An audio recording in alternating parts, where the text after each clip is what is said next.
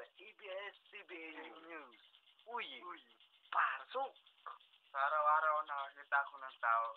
Ibang tao po aking nakita sa gabing ito. Sa bagay, may mga taong ganito. Pakitingnan lang po. Narito na po. Gamit.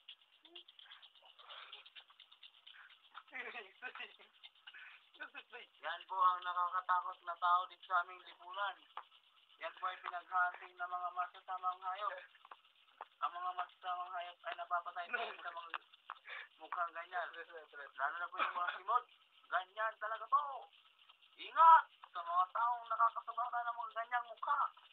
Delikado sa lipunan. Sa mga taong nakakita ng ganyang mukha. Ito po, si Lawrence Atok, inyong Citizen Patrol, Kalamasig, Sultan. Tawag.